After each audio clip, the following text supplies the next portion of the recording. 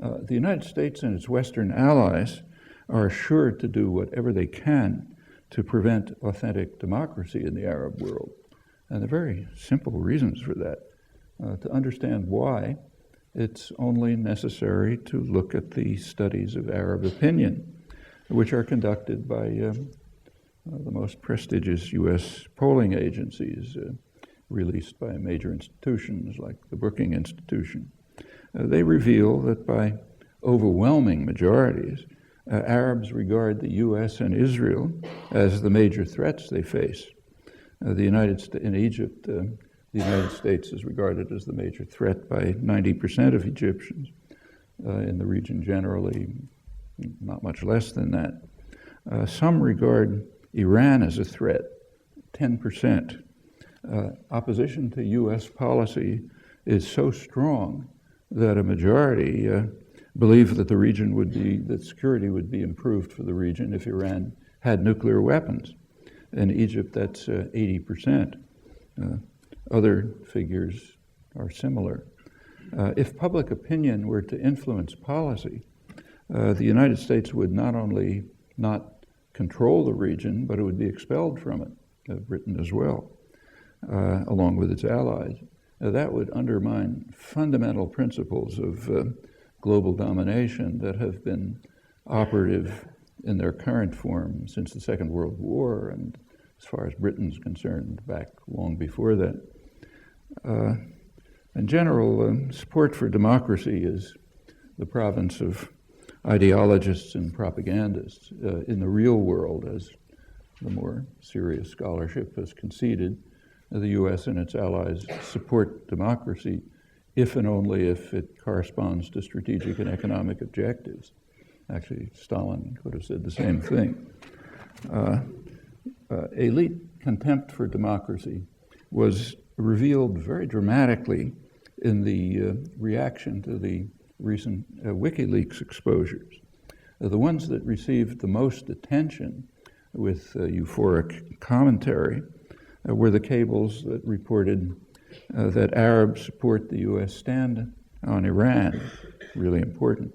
The reference was reflexively to the ruling dictators. The attitudes of the public were unmentioned. The guiding principle behind this, apart from the obvious contempt for democracy on the part of the general intellectual community, the guiding principle was articulated quite clearly by a Carnegie Endowment Middle East specialist, Marwan Muasher. He's formerly a high official of the Jordanian dictatorship. The principle is, there's nothing wrong, everything is under control. In short, as long as the dictators support us, what else could matter? The Muasher doctrine is rational and venerable. To mention just one case that's highly relevant today, and in my opinion ought to be in the front pages, in 1958, President Eisenhower expressed an internal discussion, since declassified. He expressed a concern about what he called the campaign of hatred against us in the Arab world, not by governments, but by the people.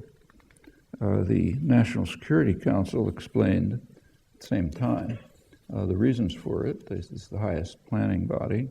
They said there's a perception in the Arab world that the United States supports dictatorships and blocks democracy and development, and that we do that so as to ensure control over the resources of the region. And furthermore, they went on to say that the perception is basically accurate, and that that's exactly what we should be doing, relying on the Muasher doctrine. As long as people are quiet, everything's under control, it's fine. After 9/11, there were internal government studies, U.S. government studies, which confirmed that the same is true. They responded to George W. Bush's plaintive plea that they hate our freedoms, and they concluded that no, they don't hate our freedoms, they hate our policies, and with good reason, the same reason they did in the 1950s. Actually, 1958 was a particularly interesting moment because that was just 2 years after Eisenhower had expelled Britain, France, and Israel from Egyptian territory, not incidentally because he disapproved of the invasion, thought that was okay, but the timing was bad. It interfered with a U.S. planned coup in Syria, and he didn't like the disobedience. Britain, France, and Israel are supposed to understand who's boss, and not to carry out operations like this without informing the master. So they were summarily expelled. And you might have guessed that our public opinion would be favorable to the U.S. after this, but they perceive things a little more deeply than Western ideologists. So yes, there was a campaign of hatred for the reasons that the NSC, National Security Council, articulated. The current polls, which I mentioned, indicate that how little anything has changed in this regard, not at all, in fact.